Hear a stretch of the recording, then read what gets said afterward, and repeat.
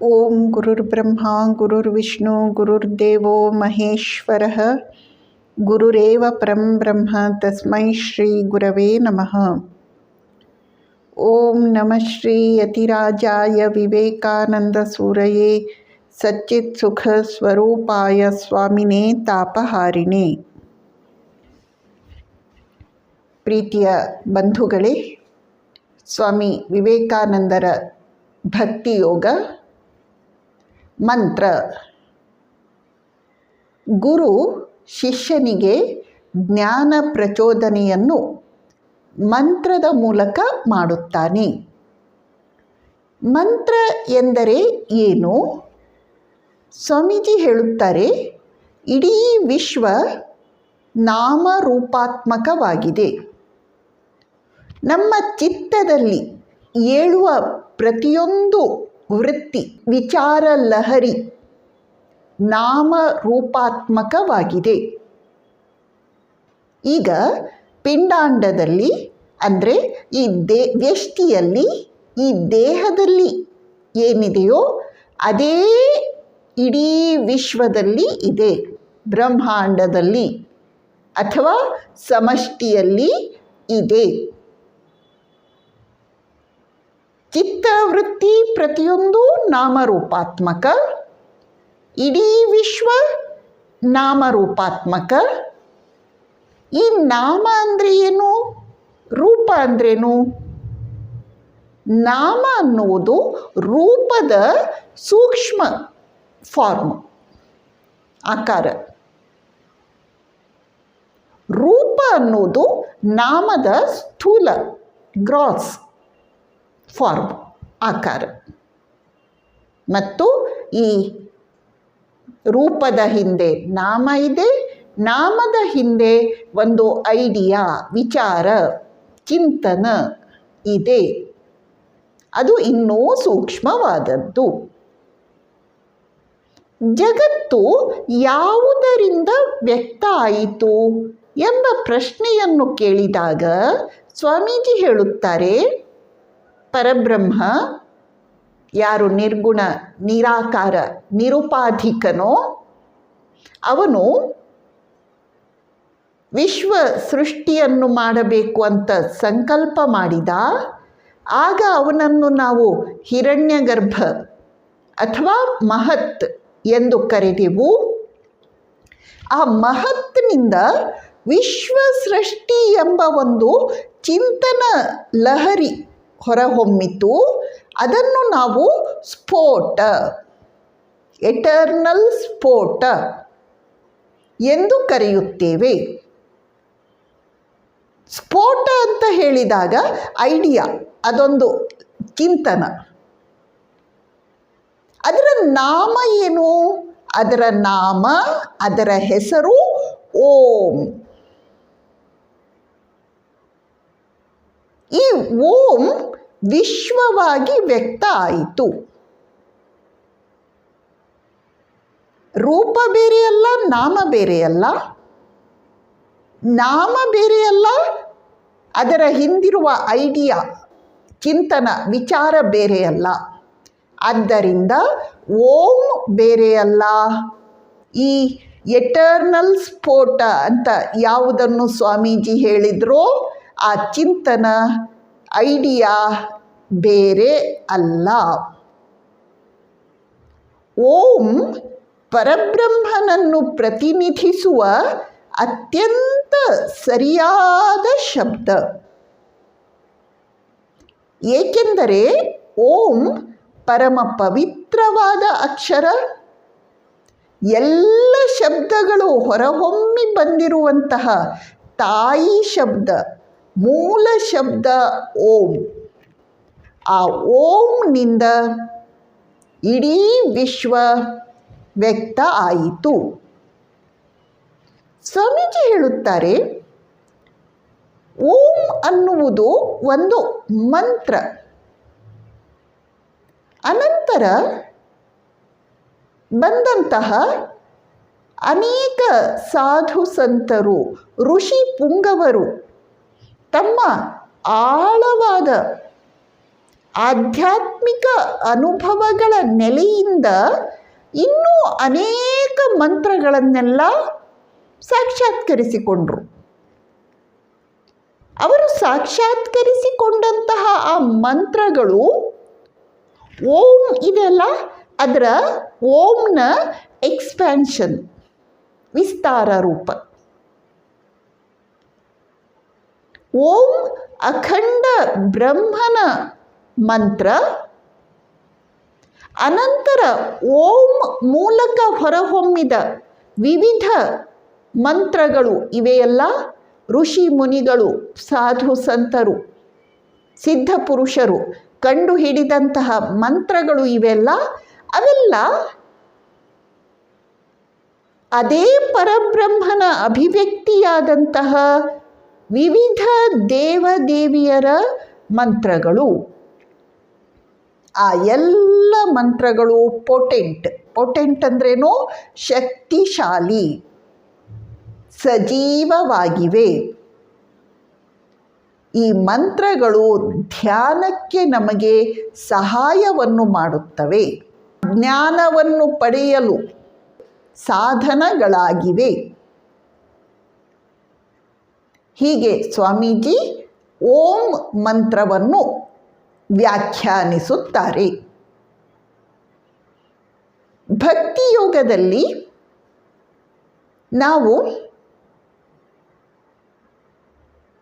ಮುಂದೆ ವಿಚಾರ ಮಾಡಬೇಕಾದ ಶೀರ್ಷಿಕೆ ಪ್ರತೀಕಗಳು ಮತ್ತು ಪ್ರತಿಮೆಗಳು, ಸಬ್ಸ್ಟಿಟ್ಯೂಟ್ಸ್ ಆ್ಯಂಡ್ ಐಡಲ್ಸ್.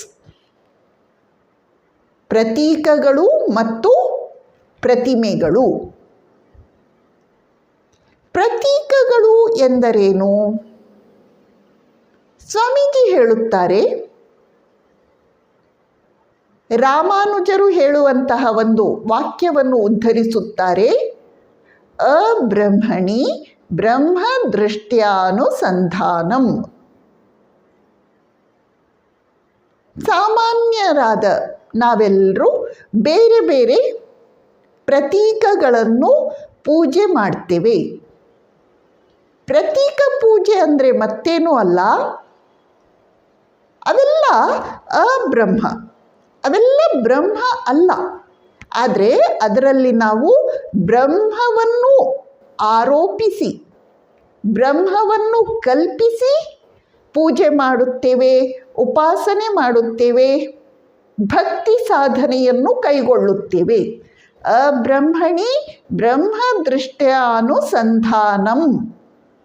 ಇದನ್ನು ನಾವು ಪ್ರತೀಕ ಎಂದು ಹೇಳುತ್ತೇವೆ.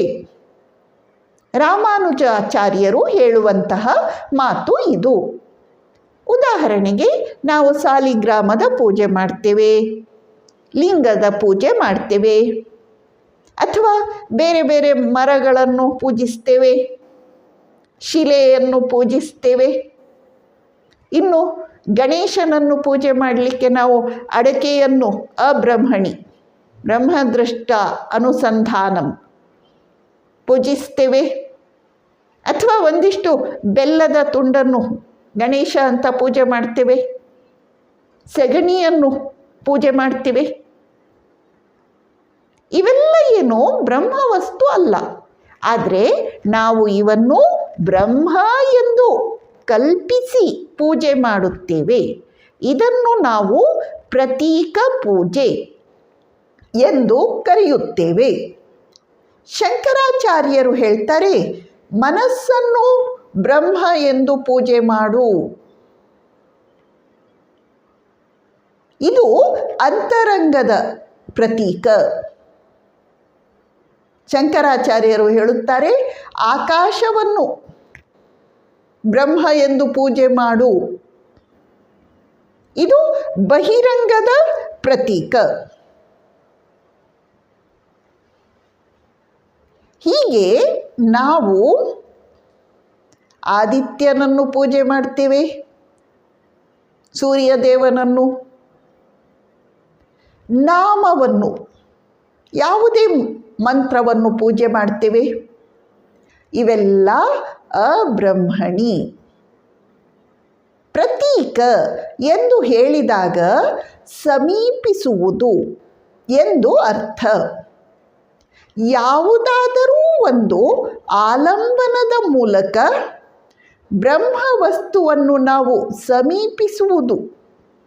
ಈ ಪ್ರಕ್ರಿಯೆಯನ್ನು ಪ್ರತೀಕ ಪೂಜೆ ಎಂದು ಹೇಳುತ್ತಾರೆ. ಶ್ರುತಿಗಳಲ್ಲಿ ಅನೇಕ ಪ್ರತೀಕಗಳನ್ನು ನಾವು ನೋಡ್ತೇವೆ. ಪುರಾಣಗಳಲ್ಲಿ, ಸ್ಮೃತಿಗಳಲ್ಲಿ, ತಂತ್ರಗಳಲ್ಲಿ ಪ್ರತೀಕಗಳನ್ನು ನೋಡ್ತೇವೆ. ಅಷ್ಟೇ ಅಲ್ಲ, ನಮ್ಮ ಭಾರತದಲ್ಲಿ ಬಹಳಷ್ಟು ದೇವದೇವಿಯರ ಪೂಜೆಗಳು, ಉದಾಹರಣೆಗೆ ಇಂದ್ರ, ವರುಣ, ಮಿತ್ರ, ಅರಿಯಮ, ಬೃಹಸ್ಪತಿ ಇತ್ಯಾದಿ ದೇವದೇವಿಯರ ಪೂಜೆಗಳು ವೇದ ಕಾಲದಲ್ಲಿ ವ್ಯಾಪಕವಾಗಿ ಪ್ರಚುರವಾಗಿದ್ದುವು. ಪಿತೃಗಳ ಪೂಜೆ. ಹಾಗಾದರೆ ಇವೆಲ್ಲ ಪ್ರತೀಕ ಪೂಜೆಗಳ? ಸ್ವಾಮೀಜಿ ಹೇಳುತ್ತಾರೆ, ಪಿತೃಪೂಜೆ ಇರಬಹುದು, ದೇವತಾ ವಿಗ್ರಹಗಳ ಪೂಜೆ ಇರಬಹುದು. ಇವನ್ನು ನಾವು ಬ್ರಹ್ಮ ಎಂದು ಭಾವಿಸಿ ಪೂಜಿಸಿದಾಗ ಮಾತ್ರ ಪ್ರತೀಕ ಪೂಜೆ ಆಗುತ್ತವೆ. ಪಿತೃಪೂಜೆಯನ್ನು, ದೇವತಾ ಪೂಜೆಯನ್ನು ನಾವು ಉದ್ದೇಶಿತ ಫಲವನ್ನು ಪಡೆಯಲಿಕ್ಕೆ ಎಂದು ಪೂಜಿಸಿದಾಗ, ಅಥವಾ ಸ್ವರ್ಗಾದಿ ಲೋಕಗಳನ್ನು ಪಡೆಯಲಿಕ್ಕೆ ಪೂಜಿಸಿದಾಗ ಅದು ಪ್ರತೀಕ ಪೂಜೆ ಅಲ್ಲ. ಆಗ ಅದು ಅಬ್ರಹ್ಮಣಿ ಬ್ರಹ್ಮದೃಷ್ಟ ಪೂಜೆ ಎಂದು ಕರೆಯಲ್ಪಡಲ್ಲ. ಆಗ ಪಿತೃಪೂಜೆ, ದೇವತಾ ಪೂಜೆಗಳು ಒಂದು ಕರ್ಮ, ರಿಚುವಲ್ ಅಂತ ಆಗುತ್ತವೆ ಹೊರತು ಅವು ನಮ್ಮ ಭಕ್ತಿಯ ವರ್ಧನೆಗೆ, ಮೋಕ್ಷ ಪ್ರಾಪ್ತಿಗೆ ಸಹಾಯವನ್ನು ಮಾಡುವುದಿಲ್ಲ. ಹಾಗೆಂದ್ರೇನು? ಹಾಗಂದರೆ ಯಾವುದೇ ಒಂದು ಪ್ರತೀಕ ಇದೆಯಲ್ಲ, ಅದು ಭಗವಂತ ಅಲ್ಲ. ಆ ಪ್ರತೀಕವನ್ನು ನಾವು ಭಗವಂತ ಎಂದು ಭಾವಿಸಿ ಪೂಜಿಸಿದಾಗ ಮಾತ್ರ ನಮ್ಮ ಪಾಲಿಗೆ ಅದು ಭಗವಂತ. ಇನ್ನೊಮ್ಮೆ ಹೇಳ್ತೇನೆ, ಯಾವುದೇ ಒಂದು ಪ್ರತೀಕ ಇರಬಹುದು, ಅದು ಭಗವಂತ ಅಲ್ಲ. ಒಬ್ಬ ರಾಜನ ಫೋಟೋ ಇರುತ್ತೆ, ಅದು ರಾಜ ಅಲ್ಲ. ಒಂದು ಸೀತಾಫಲದ ಚಿತ್ರ ಇರುತ್ತೆ, ಅದು ಸೀತಾಫಲ ಅಲ್ಲ. ಆದರೆ ರಾಜನ ಫೋಟೋ ನಮಗೆ ರಾಜನ ನೆನಪನ್ನು ತಂದು ಕೊಡುತ್ತದೆ. ಹಾಗೆಯೇ ಸೀತಾಫಲದ ಚಿತ್ರ ನಮಗೆ ನಿಜವಾದ ಸೀತಾಫಲ ಹಣ್ಣನ್ನು ನೆನಪಿಸಿಕೊಡುತ್ತೆ. ಅಂತೆಯೇ ಪ್ರತೀಕ ಅನ್ನುವಂಥದ್ದು ವಿಗ್ರಹ ಇರಬಹುದು, ಸಾಲಿಗ್ರಾಮ ಲಿಂಗ ಇರಬಹುದು, ಅಥವಾ ಯಾವುದೇ ವೃಕ್ಷ, ಶಿಲೆ ಅಥವಾ ಇನ್ಯಾವುದೇ ಇರಬಹುದು. ಅವು ಭಗವಂತ ಅಲ್ಲ. ಆದರೆ ಅವು ನಮಗೆ ಬ್ರಹ್ಮವಸ್ತುವಿನ, ಭಗವಂತನ, ಈಶ್ವರನ ನೆನಪನ್ನು ತಂದುಕೊಡುತ್ತವೆ. ಅವು ಈಶ್ವರ ಎಂಬ ಭಾವನೆಯನ್ನು ತಾಳಿ ಪೂಜಿಸಿದಾಗ ಮಾತ್ರ ಅದು ಪ್ರತೀಕ ಪೂಜೆ. ಭಕ್ತಿಗೆ ಸಹಾಯಕವಾಗುತ್ತದೆ, ಮೋಕ್ಷ ಮಾರ್ಗಕ್ಕೆ ನೆರವನ್ನು ನೀಡುತ್ತದೆ. ಪ್ರತೀಕಗಳ ಪೂಜೆ ನಮ್ಮೆಲ್ಲರಿಗೆ ಬಹು ಅವಶ್ಯಕ. ನಾವು ಆರಂಭಿಕ ಹಂತದಲ್ಲಿ ಇರುವಾಗ, ಸಾಧನೆಯ ಪ್ರಾಥಮಿಕ ಸ್ತರದಲ್ಲಿ ಹೆಜ್ಜೆ ಇಡುತ್ತಿರುವಾಗ ಪ್ರತೀಕಗಳು ನಮಗೆ ಬೇಕೇ ಬೇಕು. ಇಂದಿನ ಮನುಷ್ಯ ಪ್ರತೀಕಗಳನ್ನು ಟೀಕೆ ಮಾಡ್ತಾನೆ, ಆದರೆ ಪ್ರತೀಕಗಳ ಅವಶ್ಯಕತೆಯನ್ನು ನಾವು ಅಲ್ಲಗಳೆಯುವಂತಿಲ್ಲ. ಪ್ರತೀಕಗಳು ಅವನ್ನು ನಮ್ಮ ಸಂಸ್ಕೃತಿ ಪರಂಪರೆಯಲ್ಲಿ, ನಮ್ಮ ಅಧ್ಯಾತ್ಮ ಶಾಸ್ತ್ರದಲ್ಲಿ ಸಾಕ್ಷಾತ್ ಬ್ರಹ್ಮ ಎಂಬ ಭಾವನೆಯಿಂದ ಪೂಜಿಸಲಾಗಿದೆ. ಉದಾಹರಣೆಗೆ, ನೀವು ಯಾವುದೇ ವೇದ ಮಂತ್ರವನ್ನು ತೆಗೆದುಕೊಳ್ಳಿ ಅಥವಾ ಸ್ತೋತ್ರಗಳನ್ನು ತೆಗೆದುಕೊಳ್ಳಿ, ಗಣೇಶ ಸ್ತುತಿ ಇರಬಹುದು, ಇನ್ಯಾವುದೇ ಶಾಂತಿ ಮಂತ್ರ ಇರಬಹುದು. ಅದರಲ್ಲಿ ಪ್ರತಿಯೊಂದು ಪ್ರತೀಕವನ್ನು ಸಾಕ್ಷಾತ್ ಬ್ರಹ್ಮ ಎಂದು ಕರೆದಿದ್ದಾರೆ. ತ್ವಮೇವ ಪ್ರತ್ಯಕ್ಷಂ ತತ್ವಮಸಿ, ತ್ವಮೇವ ಕೇವಲಂ ಧರ್ತಾಸಿ, ತ್ವಮೇವ ಕೇವಲಂ ಹರ್ತಾಸಿ, ತ್ವಮೇವ ಸರ್ವಂ ಖಲ್ವಿದಂ ಬ್ರಹ್ಮಾಸಿ.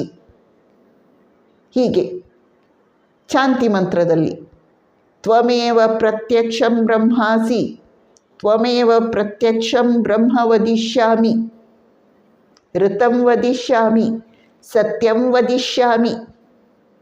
ಹಾಗೆಂದ್ರೇನು? ಮೊದಲನೆಯ ಮಂತ್ರದಲ್ಲಿ ಗಣೇಶನನ್ನು ನೀನು ಸಾಕ್ಷಾತ್ ಬ್ರಹ್ಮ, ನಿನ್ನಿಂದಲೇ ಸೃಷ್ಟಿಯಾಯಿತು, ನಿನ್ನಿಂದಲೇ ಸ್ಥಿತಿ, ನಿನ್ನಿಂದಲೇ ಪ್ರಳಯ, ನೀನು ತತ್ವಮಸಿ ಸ್ವರೂಪ, ನೀನು ಪೂರ್ವ ಪಶ್ಚಿಮ ದಕ್ಷಿಣ ಉತ್ತರ ಎಲ್ಲ ಕಡೆ ವ್ಯಾಪಿಸಿಕೊಂಡಿದ್ದೀಯಾ ಎಂದು ಸ್ತುತಿಸುವಲ್ಲಿ ಗಣೇಶನನ್ನು ಸಾಕ್ಷಾತ್ ಪರಬ್ರಹ್ಮ ಎಂದು ಕಲ್ಪಿಸಿದ್ದಾರೆ. ಎಂದರೆ ಗಣೇಶ ಪ್ರತೀಕವನ್ನು ಪರಬ್ರಹ್ಮ ಎಂದು ಹೋಲಿಸಿದ್ದಾರೆ.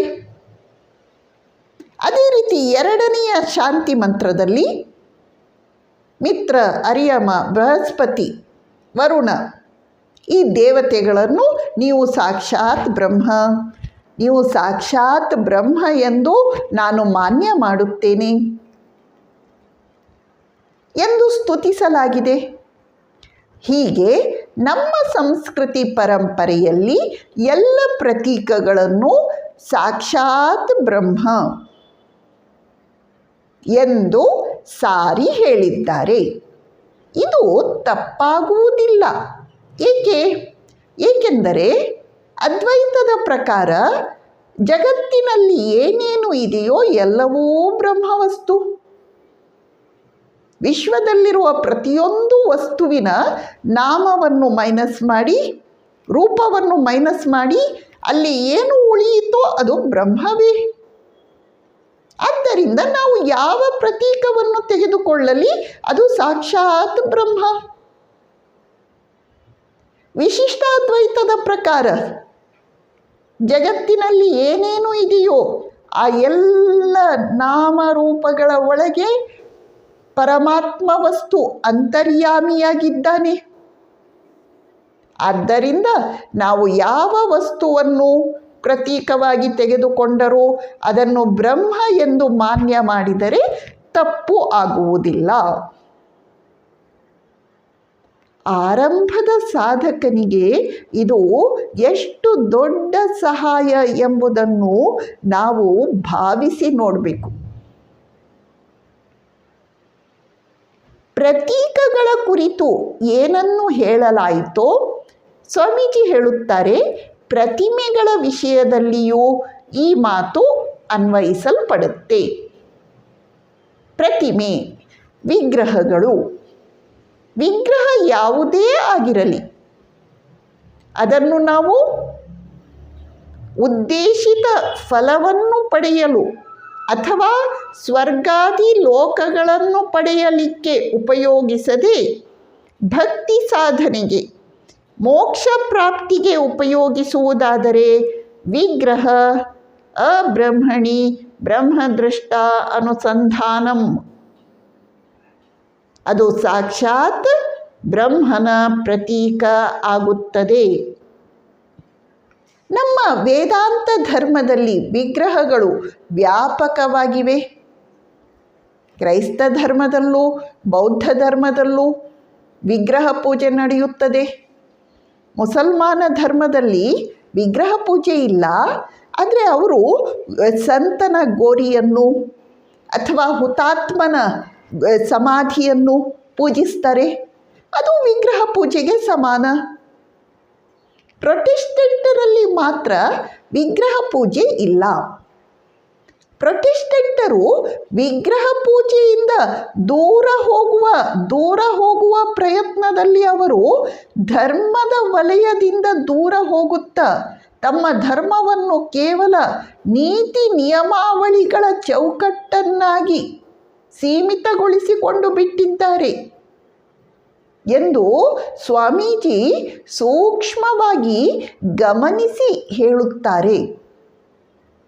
ಆದ್ದರಿಂದ ಕ್ರೈಸ್ತ ಧರ್ಮದಲ್ಲಿ, ಹಿಂದೂ ಧರ್ಮದಲ್ಲಿ, ಬೌದ್ಧರಲ್ಲಿ ಪ್ರತಿಯೊಂದು ಕಡೆಯಲ್ಲಿ ಪ್ರತಿಮೆಗಳ ಪೂಜೆ, ಅಬ್ರಹ್ಮಣಿ ಬ್ರಹ್ಮದೃಷ್ಟ ಅನುಸಂಧಾನ ಇರುವುದನ್ನು ನಾವು ನೋಡುತ್ತೇವೆ. ವ್ಯತ್ಯಾಸ ಇಷ್ಟೇ, ಸ್ವಾಮೀಜಿ ಹೇಳುತ್ತಾರೆ, ಕ್ರೈಸ್ತರಲ್ಲಿ ಮಹಮ್ಮದೀಯನರು ಮಾಡುವ ಗೋರಿಗಳ ಪೂಜೆ ಇತ್ಯಾದಿಗಳಲ್ಲಿ ಅಲ್ಲಿ ಫಲಾಪೇಕ್ಷೆ ಇರುವುದನ್ನು ಎಷ್ಟೋ ಕಡೆ ಗಮನಿಸ್ತೇವೆ. ಫಲಾಪೇಕ್ಷೆ ಬಂದಿತ ಅದು ಕರ್ಮ, ರಿಚುವಲ್ ಆಯಿತು. ತಪ್ಪು ಅಂತಲ್ಲ, ಪಾಪ ಅಂತ ಅಲ್ಲ, ಆದರೆ ಅದು ರಿಚುವಲ್ ಆಯಿತು, ಧಾರ್ಮಿಕ ವಿಧಿ ವಿಧಾನ ಆಯಿತೇ ಹೊರತು ಭಕ್ತಿ ಸಾಧನೆಗೆ ನೆರವು ನೀಡುವುದಿಲ್ಲ. ಭಕ್ತಿ ಸಾಧನೆಗೆ ಒಂದು ಪ್ರತಿಮೆ, ಒಂದು ಪ್ರತೀಕ ನೆರವು ನೀಡಬೇಕಾ? ಅಲ್ಲಿ ನಾವು ಫಲಾಪೇಕ್ಷೆಯಿಂದ ಕೂಡಿ ಪೂಜೆಯನ್ನು ಮಾಡಬಾರದು ಎಂದು ಸ್ವಾಮೀಜಿ ಸಂಕ್ಷೇಪವಾಗಿ ಈ ಅಧ್ಯಾಯದಲ್ಲಿ ವಿವರಿಸುತ್ತಾರೆ. ನಮಸ್ಕಾರ.